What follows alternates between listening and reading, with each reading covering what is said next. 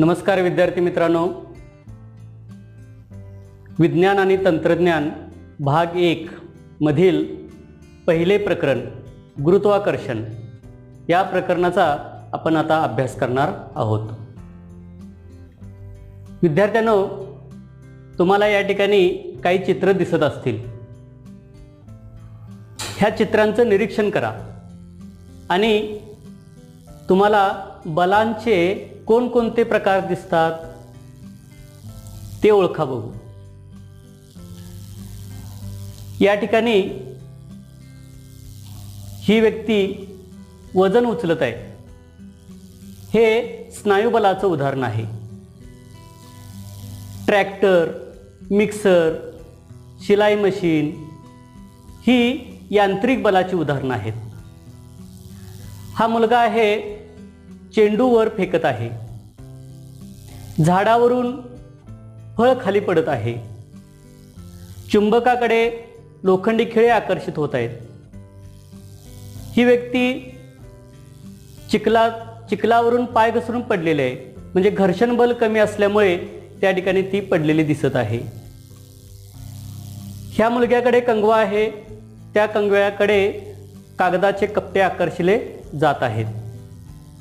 या चित्रावरून तुम्हाला वेगवेगळ्या बलांची माहिती लक्षात आली। स्नायुबल, यांत्रिक बल, गुरुत्वाकर्षण बल, चुंबकीय बल, घर्षण बल आणि स्थितिक विद्युत बल अशाच काही बलांचा आपण इथं अभ्यास करणार आहोत। मुलांनो, हे चित्र पाहिल्यानंतर तुमच्या काय लक्षात येईल? नक्कीच न्यूटन या शास्त्रज्ञांची तुम्हाला आठवण येईल। न्यूटन एकदा सफरचंदाच्या झाडाखाली बसले असताना त्यांच्यासमोर एक सफरचंद जे आहे ते त्यांच्यासमोर पडलं। हे सफरचंद खाली पडल्यानंतर त्यांच्या डोक्यामध्ये विचारचक्र सुरू झालं। सफरचंद खालीच का पडलं असेल? झाडापासून हे सफरचंद अलग झाल्यानंतर ते वर का गेलं नाही, किंवा तिरकं का गेलं नाही, किंवा आडव्या रेषेमध्ये का गेलं नाही, म्हणजे क्षितिज समांतर दिशेमध्ये ते का गेलं नाही? या सर्व विचारांच्या माध्यमातून त्यांनी एक निष्कर्ष काढला। तो निष्कर्ष म्हणजे काय? पृथ्वी सफरचंदाला स्वतःकडे आकर्षित करून घेत असेल आणि हे आकर्षण बल जे आहे, या आकर्षण बलालाच गुरुत्वाकर्षण बल असं म्हटलं जातं। न्यूटननी ह्या एका प्रयोगावरून, त्यांच्यासमोर घडलेल्या या घटनेवरून या गुरुत्वाकर्षणाचा जो काही विचार आहे तो त्यांनी विस्तारला आणि त्यांच्या असं लक्षात आलं की ही बाब केवळ सफरचंदासाठी लागू पडत नाही, तर पृथ्वीवर ज्या वेगवेगळ्या प्रकारच्या वस्तू आहेत त्या वस्तू केवळ त्या गुरुत्वाकर्षणामुळं बद्ध आहेत। आपण पृथ्वीवर राहतो, पृथ्वीपासून आपण अलग होऊ शकत नाही। याचं कारण पृथ्वीने आपल्याकडे सर्व वस्तूंना आकर्षित करून घेतलेलं आहे। म्हणूनच न्यूटननी या गुरुत्वाकर्षण जे काही बल आहे हे बल विश्वव्यापी आहे असा सिद्धांत मांडला। म्हणजेच या विश्वामध्ये सूर्यमाला जी आहे त्या सूर्यमालेभोवती फिरणारे जे ग्रह, उपग्रह हे जे आहेत, या सर्वांचं जे काही मूळ आहे ते गुरुत्वाकर्षणामध्ये आहे। म्हणजे सूर्याभोवती जे वेगवेगळ्या प्रकारचे ग्रह फिरतात ते केवळ सूर्याच्या गुरुत्वाकर्षणामुळे। म्हणूनच त्या गुरुत्वाकर्षणाच्या बाबतीत वेगवेगळे त्यांनी विचार मांडलेले आहेत। म्हणजेच हे गुरुत्वाकर्षण 2 खगोलीय वस्तूंमध्ये सुद्धा प्रयुक्त होतं। पृथ्वीवरील 2 वस्तूंमध्ये सुद्धा हे गुरुत्वाकर्षण बल प्रयुक्त होतं। एवढंच नाही तर आपण जवळजवळ बसलो तरी एकमेकांमध्ये हे गुरुत्वाकर्षण बल कार्य करीत असतं, मात्र आपल्याला त्याची जाणीव होत नाही। हे बल निसर्गातील इतर बलांच्या तुलनेत अत्यंत क्षीण असते, मात्र हे बल संपूर्ण विश्वाचे नियंत्रण करीत असते। एवढंच नाही तर हे बल संपूर्ण विश्वाचे भवितव्य सुद्धा निश्चित करत असतं। असं हे जे काही गुरुत्वाकर्षण बल आहे त्याचा शोध सर आयझॅक न्यूटन यांनी लावलेला आहे. आता हे सर आयझॅक न्यूटन कोण होते त्याची आपण थोडक्यात माहिती घेऊया. सर आयझॅक न्यूटन यांचा जन्म 1642 मध्ये इंग्लंड या ठिकाणी झाला होता. त्यांनी ज्या वेगवेगळ्या बाबीवरती संशोधन केलं ते संशोधन त्यांनी एका पुस्तकामध्ये प्रसिद्ध केलं. त्या पुस्तकाचं नाव आहे प्रिन्सिपिया. या पुस्तकामध्ये त्यांनी गतीचे नियम, गतीचे समीकरण आणि गुरुत्वाकर्षणाचे नियम अशा वेगवेगळ्या प्रकारचे संशोधन त्यांनी प्रसिद्ध केलेलं आहे. केपलरने ग्रहाच्या कक्षांचे वर्णन करणारे 3 नियम मांडले होते, परंतु ग्रह या नियमाप्रमाणे भ्रमण का करतात यामागील कारणांची माहिती त्यावेळी मिळालेली नव्हती. न्यूटननी या केपलरनी मांडलेले जे काही 3 नियम आहेत यांचा त्यांनी गणितीय पद्धतीनं अभ्यास केला आणि ते 3 नियम गुरुत्वाकर्षणाचा सिद्धांत वापरून ते सिद्ध करून दाखवलं. न्यूटननी प्रकाश, ध्वनी, उष्णता, गणित या क्षेत्रात कार्य केले. एवढंच नाही तर कॅल्क्युलस या शाखेचा त्यांनी शोध लावला. पहिली परावर्तक दुर्बीण न्यूटनने तयार केली होती. असं न्यूटनचं वेगवेगळ्या शाखेमध्ये त्यांनी संशोधन केलेलं आहे. आता आपण एक प्रयोग बघूया. या ठिकाणी तुम्हाला एक प्रयोग दिसेल.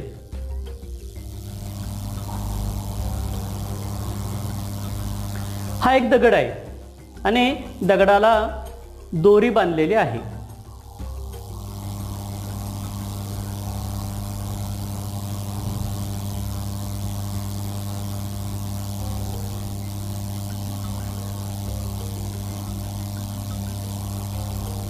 जोपर्यंत आपण त्या दगडाला धरून ठेवतो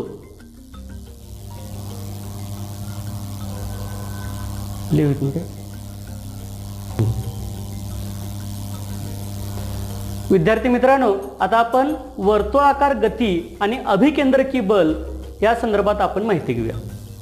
असा प्रयोग तुम्ही केला असेल. नेहमी एक दगड दोरीला बांधून तुम्ही तो हाताने फिरवत असाल. जोपर्यंत आपण दोरीला धरून ठेवलेले आहे तोपर्यंत त्या दगडाला आपण आपल्याकडे म्हणजेच वर्तुळाच्या केंद्राकडे खेचतो आहोत. याचाच अर्थ दगडावर कक्षेच्या दिशेने बल प्रयुक्त करत आहोत. समजा जर दोरी सोडून दिली तर वर्तुळावरील दगडाच्या स्थानाशी असणाऱ्या स्पर्शिकेच्या दिशेने हा दगड फेकला हा जातो, कारण त्याच क्षणी त्या वेगाची काय असते ती दिशा असते.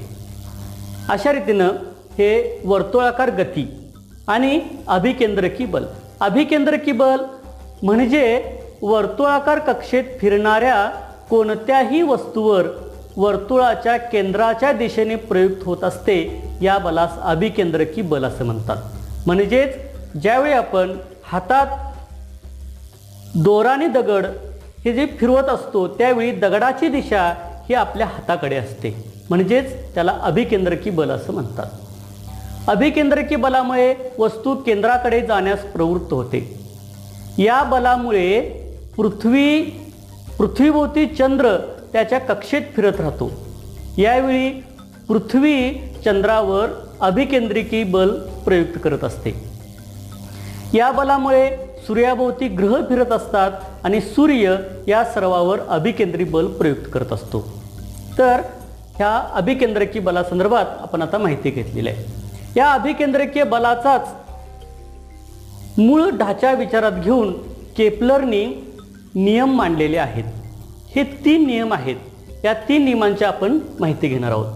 त्यापैकी पहिला नियम कोणता आहे तो पाहू. पहिला नियम आहे, ग्रहाची कक्षा ही लंबवर्तुळाकार असून सूर्य त्या कक्षेच्या एका नाभीवर असतो. कोणतेही ग्रह, आता समजा हा पृथ्वी ग्रह आहे, हा पृथ्वी ग्रह सूर्याभोवती फिरताना लंबवर्तुळाकार कक्षेमध्ये फिरत असतो. लंबवर्तुळाकार जी काही कक्षा आहे ह्या कक्षेच्या 2 नाभ्या असतात, एक या ठिकाणी दुसरी या ठिकाणी. यापैकी एका नाभीवर सूर्य असतो आणि त्याभोवती ग्रह फिरत असतात. म्हणून केपलरचा पहिला नियम लक्षात ठेवा, ग्रहाची कक्षा ही लंबवर्तुळाकार असून सूर्य त्या कक्षेच्या एका नाभीवर असतो. दुसरा नियम आहे, ग्रहाला सूर्याशी जोडणारी सरळ रेषा ही समान कालावधीत समान क्षेत्रफळ व्यापन करते. म्हणजे काय, सूर्य इथं आहे आणि ग्रह या ठिकाणी आहे. इथं ग्रह आहे आणि सूर्य इथं आहे. इथं ग्रह येणार आहे आणि सूर्य इथं असणार आहे. तर ए पासून सूर्य म्हणजे सन म्हणजे यस, तर ए ठिकाणापासून ग्रह बी ठिकाणी जाईल. म्हणजे एवढ्या कालावधीत इतकं क्षेत्रफळ त्यानं काय केलेलं आहे, व्यापन केलेलं आहे. तसेच आता ग्रह जो आहे हा ग्रह सी या ठिकाणाहून डी या ठिकाणी जाईल. त्यावेळी या ठिकाणी हे क्षेत्रफळ त्यानं व्यापन केलेलं आहे. अशा रीतीनं ग्रहाला सूर्याशी जोडणारी सरळ रेषा म्हणजेच यस ए यस बी, तर या ठिकाणचं जे काही क्षेत्रफळ असेल ते म्हणजे 1 या ठिकाणचं क्षेत्रफळ, 2 या ठिकाणचं क्षेत्रफळ आणि 3 या ठिकाणचं क्षेत्रफळ हे काय असतं, समान असतं. हा झाला केपलरचा दुसरा नियम.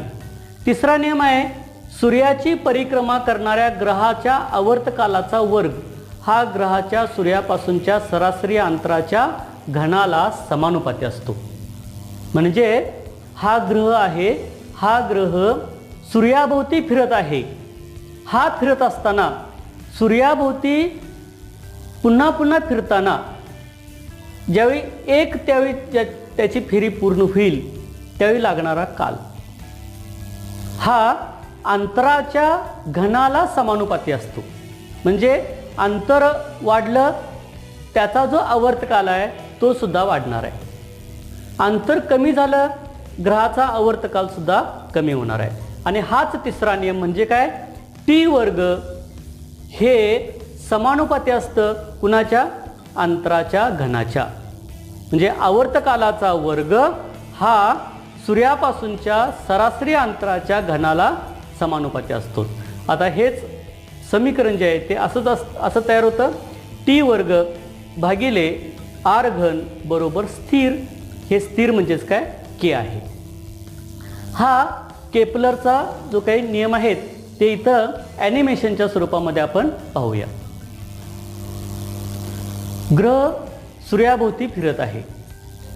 या ठिकाणी ए या ठिकाणी ग्रह आहे, बी ठिकाणी, सी ठिकाणी, डी ठिकाणी, ई ठिकाणी, एफ ठिकाणी. तर अशा रीतीनं हे पहिला नियम म्हणजे लंबवर्तुळाकार गती, दुसरा नियम म्हणजे एस ए बी हे क्षेत्रफळ, दुसरा नियम C S D E S F ही जे क्षेत्रफळ जे आहेत हे क्षेत्रफळ काय आहे ती समान ही आहेत. अशा रीतीनं हे केपलरचे नियम हे तुम्हाला समजले असतीलच. हे केपलर जे आहेत ह्या केपलर या शास्त्रज्ञांची माहिती आपण थोडक्यात घेऊया. केपलर यांचा जन्म 1571 साली झाला होता. ते जर्मन खगोलशास्त्रज्ञ व गणितज्ञ होते. टायको ब्राहे यांनी केलेली ग्रहांच्या स्थानांची निरीक्षणे वापरून केपलर यांनी ग्रहांच्या गतीचे नियम शोधून काढले आणि या नियमांचा वापर करून न्यूटनला गुरुत्वाकर्षणाचे नियम शोधण्यास फायदा झाला.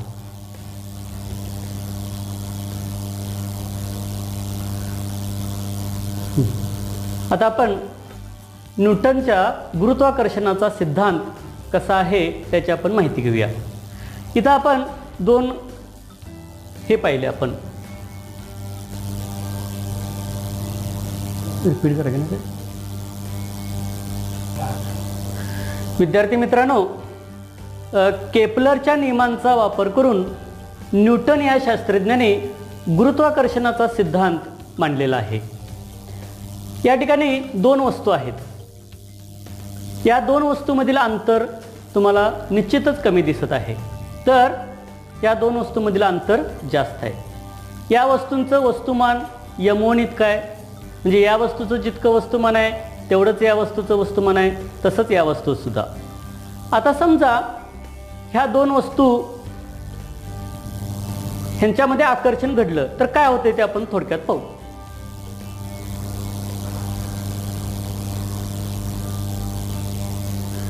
पहिल्या व्हिडिओमध्ये तुम्ही पाहिलं असेल, ह्या वस्तूमधील जे काही आकर्षण आहे ते जास्त आहे, म्हणजे कमी वेळामध्ये ते जास्त आकर्षित झाले. ह्यांना वेळ लागला. याचं कारण काय, तर त्यांच्यामधलं जे अंतर आहे हे अंतर जास्त आहे. तर न्यूटननी या गोष्टींचा विचार करून नियम मांडलेला आहे.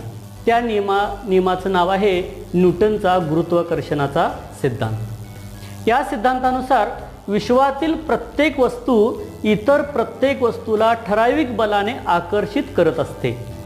हे बल एकमेकांना आकर्षित करणाऱ्या वस्तूंच्या वस्तुमानांच्या गुणाकाराशी समानुपाती आणि त्यामधील अंतराच्या वर्गाशी व्यस्तानुपाती असते. म्हणजे समजा या वस्तूचं वस्तुमान m1 आहे, या वस्तूचं वस्तुमान m2 आहे, म्हणजे जे गुरुत्वाकर्षण बल आहे F हे अंतराशी समानुपाती असतं. आणि चुकीचं बोललो ते,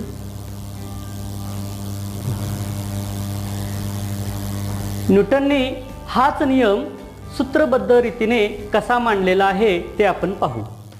या ठिकाणी गुरुत्वाकर्षण बल म्हणजे F आणि हे गुरुत्वाकर्षण बल त्या वस्तूंच्या वस्तुमानांच्या गुणाकाराशी समानुपाती असतं. म्हणजे वस्तुमान जास्त, गुरुत्वाकर्षण बल जास्त. या उलट हेच गुरुत्वाकर्षण बल अंतराशी व्यस्तानुपाती असतं. म्हणजेच अंतर कमी, गुरुत्वाकर्षण बल जास्त, अंतर जास्त, गुरुत्वाकर्षण बल कमी. म्हणून हे जे सूत्र आहे हे सूत्र F समचलन m1 m2 भागिले d वर्ग. म्हणजेच F बरोबर g m1 m2 भागिले d वर्ग. या ठिकाणी g जे आहे ते g गुरुत्व स्थिरांक म्हणून त्याला ओळखलं जातं. ह्या गुरुत्व स्थिरांकाची माहिती आपण आता घेणार आहोत. g म्हणजे गुरुत्वीय स्थिरांक होय. त्याचं SI पद्धतीत एकक आहे न्यूटन मीटर वर्ग प्रति किलोग्रॅम वर्ग. त्याची किंमत 6.673 सहस्त्रांश गुणिले 10⁻11 न्यूटन मीटर वर्ग प्रति किलोग्रॅम वर्ग असं आहे. गुरुत्वीय स्थिरांकाचे मूल्य हे कुणावर अवलंबून असतं ते आपण पाहू. हे मूल्य एकक वस्तुमान असलेल्या व एकमेकापासून एकक अंतरावर स्थित असलेल्या दोन वस्तूंमधील गुरुत्वीय बल जर मोजलं तर त्याच्या इतकं ते मिळतं. SI प्रणालीत g चे मूल्य कसं काढलं जातं किंवा कसं ठरवलं जातं. जर समजा दोन वस्तू आहेत आणि त्यांचं वस्तुमान 1 किलोग्रॅम आहे आणि त्या वस्तू एकमेकापासून 1 मीटर अंतरावर ठेवलेल्या आहेत, तर त्या वस्तूमधील जे गुरुत्वीय बल आहे त्याची जी किंमत असेल ती किंमत म्हणजेच काय, गुरुत्वीय स्थिरांकाची किंमत होईल. विद्यार्थ्यांनो, आता एक नवीन मुद्दा आपण पाहूया. वस्तुमान केंद्र, त्याला इंग्लिशमध्ये सेंटर ऑफ मास असं म्हटलं जातं. वस्तुमान केंद्र म्हणजे काय, एखाद्या वस्तूचे वस्तुमान केंद्र हे त्या वस्तूच्या आतील किंवा बाहेरील बिंदू असते ज्यामध्ये वस्तूचे सर्व वस्तुमान त्या बिंदूत एकवटलेले असते किंवा केंद्रित असते. आपल्या वेगवेगळ्या प्रकारच्या वस्तू पाहत असतो. ही वस्तू गोलाकार आहे किंवा ही गोलाकार नसलेल्या या वस्तू आहेत. समजा एक समान घनता असलेली गोलाकृती वस्तू आहे. आता त्या वस्तूचं वस्तुमान केंद्र म्हणजे काय. आता गोल म्हटला की आपण पाहतो की त्याला केंद्रक असतो. केंद्रक म्हणजे सेंटर. म्हणजेच हे जे ठिकाण आहे ह्या ठिकाणी ह्या एक समान घनता असलेल्या गोलाकृती वस्तूचं वस्तुमान केंद्र असतं, म्हणजेच ते भूमितीय केंद्र असतं। जर समजा अनियमित आकाराच्या वस्तू असतील तर कसं ठरवलं जातं, तर त्यांच्या वस्तुमान केंद्रांना जोडणाऱ्या रेषाखंडाच्या ते दिशेत असतं, म्हणजेच ही वस्तू जी आहे ती वस्तू वेगवेगळ्या प्रकारे ही मांडायची आणि त्याचे जे रेषाखंड जे आहेत हे रेषाखंड ज्या ठिकाणी छेदतील त्या ठिकाणी त्या वस्तूचं वस्तुमान केंद्र असतं। आता हे वस्तुमान केंद्र जे आहे हे केंद्र समजा या दोन गोलाकृती वस्तू आहेत, तर त्यांच्यामध्ये जे बल आहे हे बल कसं असतं, तर त्यांची जी केंद्र आहेत हे एक केंद्र आणि दुसरं केंद्र, या दोन केंद्रांना जोडणाऱ्या सरळ रेषेमध्ये ते काय असतं, वस्तुमान केंद्र ते असतं। तर त्या केंद्रांना जोडणाऱ्या त्या रेषाखंडाची लांबी ही त्यामधील अंतर म्हणून गृहीत धरली जाते। लक्षात आलं असेल तुमच्या वस्तुमान केंद्र म्हणजे काय। विद्यार्थी मित्रांनो, आतापर्यंत आपण गुरुत्वाकर्षण बलाचा शोध कसा लागला, न्यूटन या शास्त्रज्ञांचं कार्य, केपलरचे नियम कसे मांडले गेले, केपलर या शास्त्रज्ञांचा परिचय पाहिला आणि वस्तुमान केंद्र याविषयी आपण माहिती घेतली।